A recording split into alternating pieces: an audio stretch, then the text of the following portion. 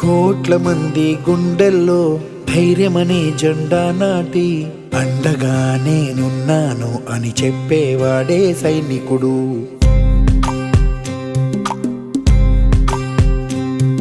ఈ దేశమే నా ఇల్లంటూ అందరూ నా వాళ్ళంటూ కులం మతం భేదాలను భస్మం చేసేవాడే సైనికుడు.